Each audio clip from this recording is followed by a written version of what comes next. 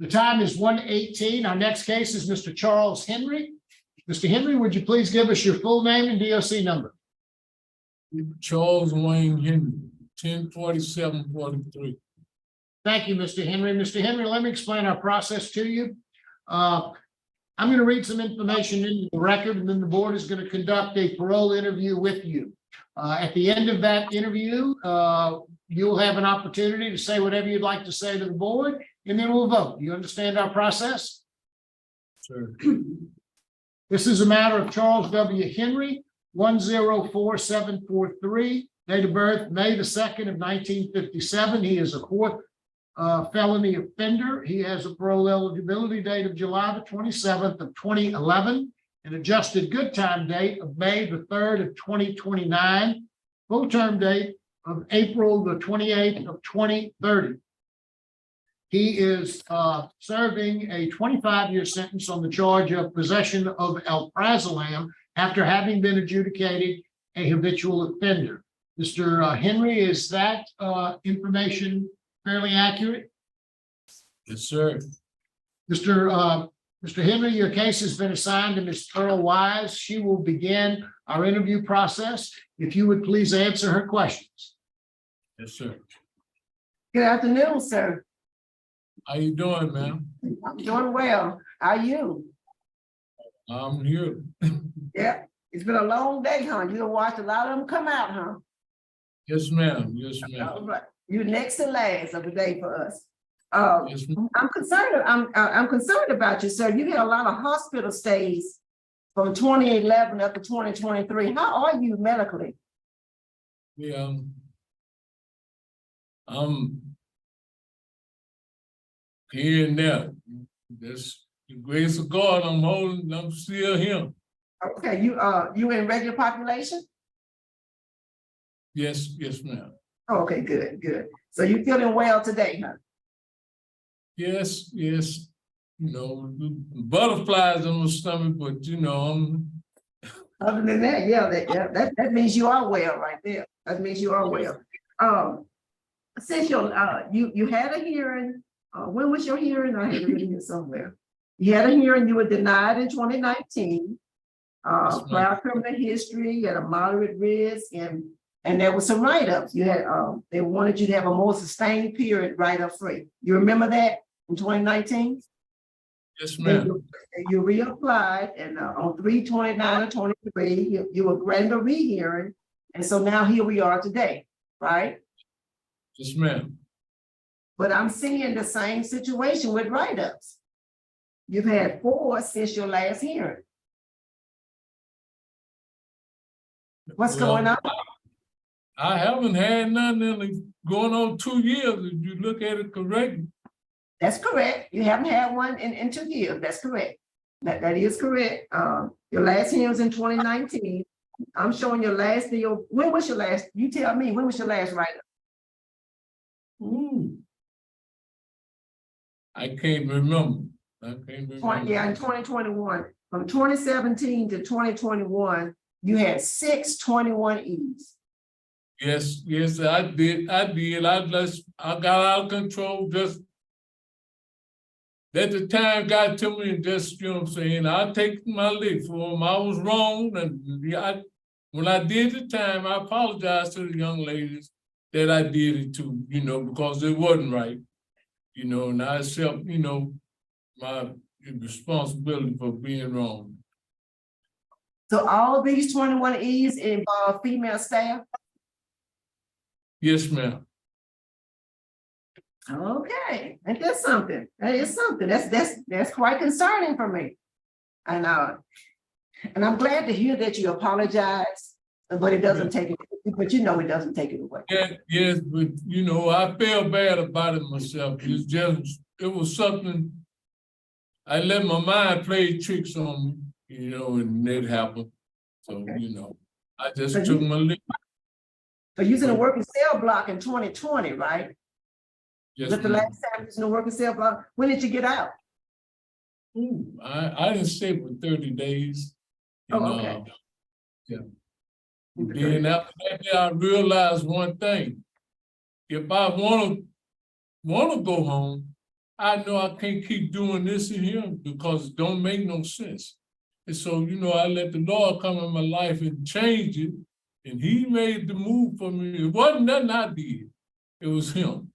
You know, so that's why I was able to get past those write-ups and go them 2 years without the write-up because of him, because I put it in his hands. You know what I'm saying? You know, but you know, like I say, I try to be a better person. I started out at this camp here in 06, you know, in 5 years here.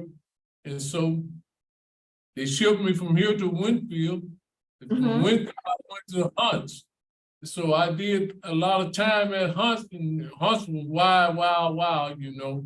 And so Hunts ended up sending me back here. This is where I started from. So, you know, I look at it like this, and I'm back where I started from, and hey, this is where I go home from, where I started from. I do want to inform you as a part of this process, reach out to the law enforcement community, get their opinion, and there's opposition to your early release in the law enforcement community. And there's another assessment we do, we call a needs assessment, and you rate high in that. And that's concerning. It's about your substance abuse and antisocial thinking, and you know, a lot of areas for it, transportation and education. So that means you kind of have an uphill, climb. Do you need any substance abuse treatment? What do you think? Well, I think I do. I really, you know, I ain't gonna deny it. What was your drug of choice? Because, well, on the streets, I used to shoot cocaine. Okay. How many years do you think? How many years? Oh, wow. It's been some years. Okay. All the way up until I got knocked off on this charge here. Okay. I was 48 years old when I got knocked off on this charge. So, you know, it's been all the way up to, I started when I was around about 20, you know, but from 20 on up, I just been shooting drugs. But hey, you know, but I did the drugs, but I used to always, when I get full of the drugs, it was just something that would make me call on the Lord. Yeah. Okay. You know, and so what do you do every day now at the prison? Well, I'm in Satin, and I work on endo maintenance. Right now, I'm doing some painting on the tears. I'm painting the tears. Yes, ma'am. And you got 11 years of education. Have you tried to get your high set? Have you worked on it? Okay, when I was at Hunts, I went back to get my GED, but my stomach was messed up. I had a hernia. And Okay.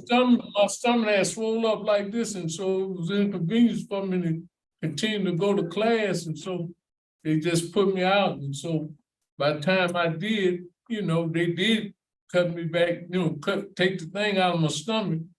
They shipped me here, and so I just didn't get in school here. Oh, okay. All right.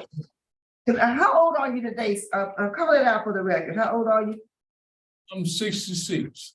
And how long have you been in jail on this charge, for the record? I did 18 years. 18 years, okay. And for your 66 years of living, how many years would you say you spent in prison?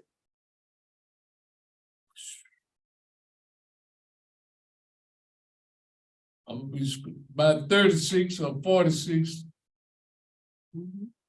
Are you ready to go? Ready to go home? I'm tired of being locked up. And I'm not trying to die in no prison. Okay. And I just in this, you know, I feel like the charge I had, I didn't hurt nobody but myself. I wasn't trying to sell no drugs to nobody. The drugs I had, they was for me. So the harm I did, I was doing it to myself. So, you know, I'm not no really bad person. You know, I just did some messed up things in life by messing with drugs. But, you know, I take my punishment for it. You know what I'm saying? But I feel like they gave me too much time for the pills that I had. 25 years, that was too much. I did 18 years, but I look at, at first I was mad saying that the court had messed up me. But I look back over my life and realized one thing, it wasn't the court. See, in 04, I went back to church and I told the Lord I was gonna serve him. I was studying messing with this girl that did drugs, but hey, I got back on the drugs. So I feel like in 05, I catch this choice. See, that one thing about when you tell the Lord something, you got to stay with it. So otherwise, it ain't so much about what the people did. I'm looking at what I did. I lied to the Lord and he chastised me. So That's wisdom. Good. I'm gonna stop you right there, Mr. Henry. That's wisdom. I'm glad to hear you talking with wisdom. That's good. Warren, what can you tell us about Mr. Henry? Well, Mr. Henry and I talked on the other day, and I talked to him several times down the walk. I think he got good intentions, but even though at the age that he is, he still actually got a little work back to do. He and I spoke in regards to his substance abuse situations. I really believe he still needs some assistance and needs some help with that, because when you get out there in society, it's a total different situation there. And I think he just needs a little more help in that particular area. All right, thank you, Warren.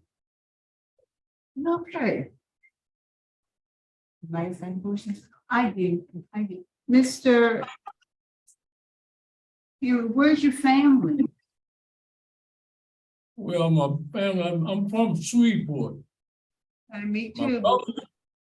brother lived in Atlanta and my sister lived in Shreveport, but we like that there. But ain't no, me and my brother, me and him, we real tight. But my sister, since my mother and father passed away, you know, you got certain people in your family to be Yeah, grieving. but listen to me.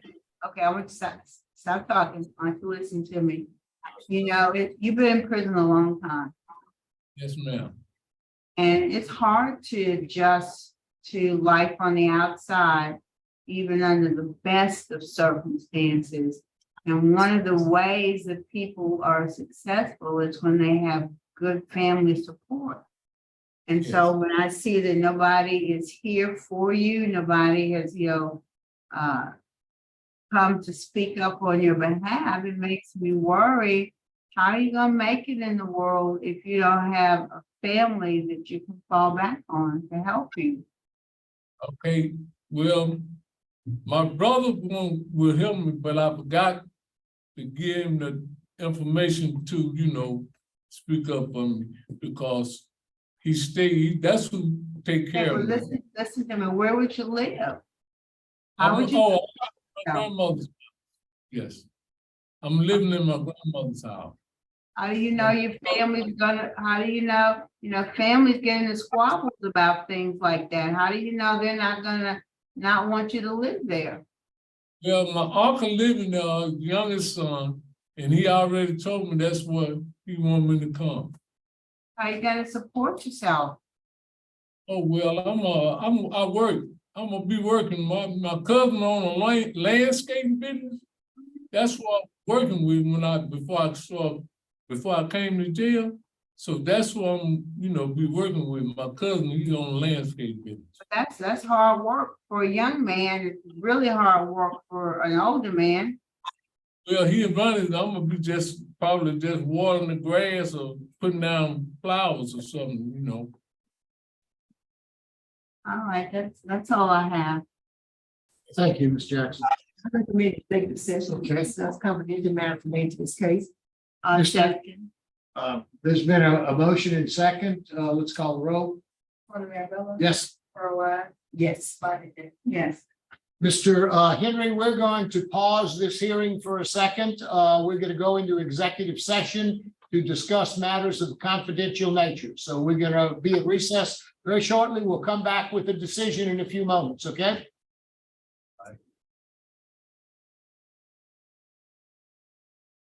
Okay, Mr. Henry, we're back in session. The committee is ready to vote. Ms. Wise? Mr. Henry, I enjoyed talking with you. I want you to know that when I reviewed your stuff last night, I didn't even think I didn't think, I'm just gonna be honest with you. I was like, Yeah. But I like your honesty, and you know, and you spoke with wisdom. I'm gonna put it like this. So my vote is to grant after you complete the long-term substance abuse program at Steve Hall. When you complete that, they're gonna give you a release plan telling you what you need to do, how many AA, how many NA meetings you need to attend, and you need to follow that. I want you to report weekly to probation parole for the first 3 months when you get out, just to kind of get acclimated and make sure you're talking to, and your residence plan is gonna have to be approved anyway before you leave. So hopefully, you know, begin to work on your transition plan now. That is my vote. Thank you, Ms. Wallace. Ms. Jackson? All right, Mr. Henry, I'm gonna take a chance on you as well. My vote is to grant conditions upon completion of the Steve Oil substance abuse treatment. So good luck to you. Get in the program, work hard. Yes, ma'am. Mr. Henry, I enjoyed the interview with you.